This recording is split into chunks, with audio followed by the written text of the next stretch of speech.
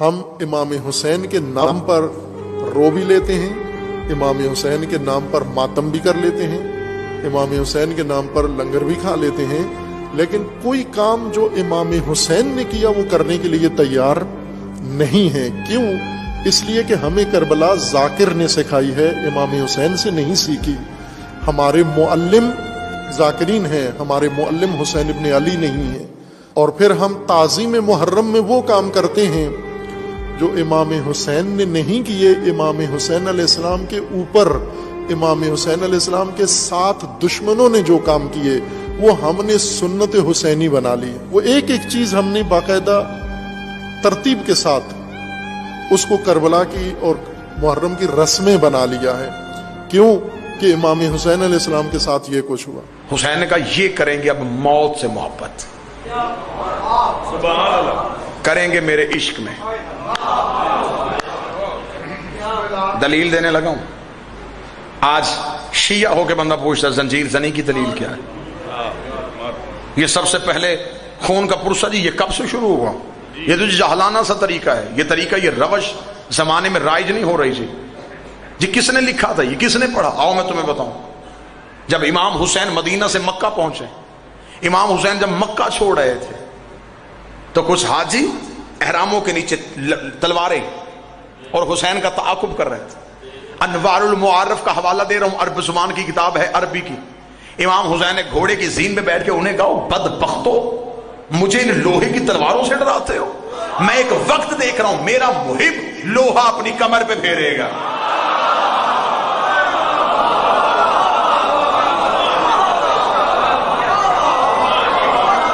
اب مجھے بتاؤ کیا یہ دلیل زنجیر زنی کی نہیں؟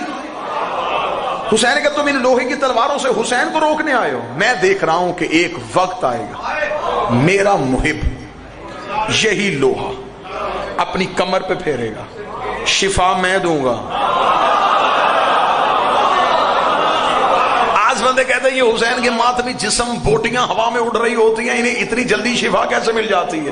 مجھے کتاب کا حوالہ میرے ذہن میں آ گیا کہ امام حسین کا بچپن تھا بابا جی فرحان بھائی، امام حسین کا بچپن، امام حسین گھر سے نکل کے امام حسین جا رہے تھے، یہ ایک شخص جانور کو ذبح کر رہا، اس نے آتا ہوا حسین دیکھا، کتابیں کہتے ہیں حسین کے چہرے پہ اتنا محب ہوا، اس نے بجائے اس بکرے کے گلا کاٹنے کے اس نے اپنا ہاتھ کاٹ لیا۔ جب حسین قریب سے گزر گئے اسے پھر پتا چلا میں اپنا ہاتھ کاٹ چکا ہوں۔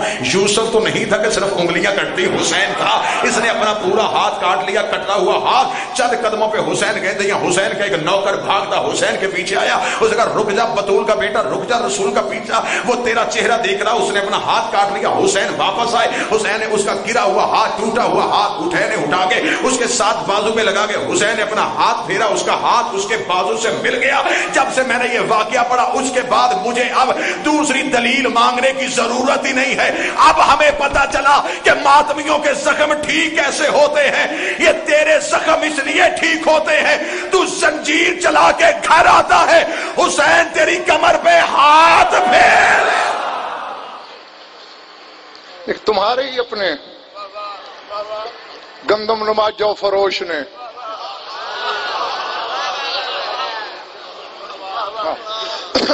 ختم ہو گئی میری بات کہ اے میاں یہ زنجیر کیوں چلاتے ہو تم؟ یہ تمہارا اپنا کہہ رہا ہے، خون تو ناپاک ہے،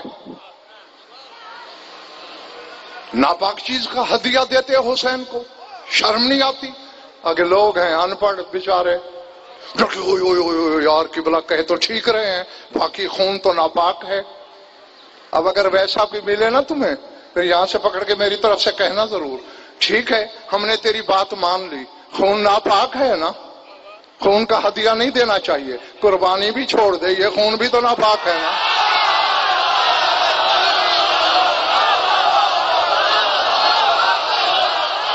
نسبت بدلنے سے نام بدل گیا نا۔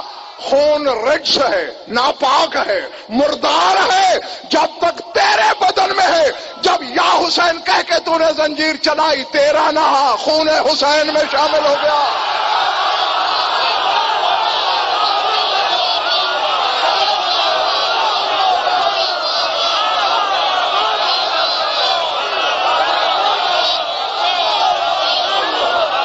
اب یہ بھی آپ سن لیجئے، اس لیے کہ اگر آپ آل محمد کی عزاداری کے خلاف بول کے ہمارا دل جلائیں گے تو ہم بھی چھوڑیں گے نہیں۔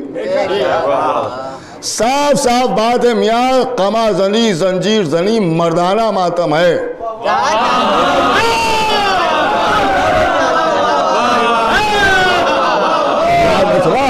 مردانہ ماتم ہے، لیکن پوری طرح سے سن لیے، صاف لفظوں میں کہہ رہا ہوں، جلانے کے لیے جملہ کہہ رہا ہوں، جلانے کے لیے جملہ کہہ رہا ہوں۔ زنانی آواز میں ذاکری کرنے والوں کی سمجھ میں قما زنی نہیں آئی۔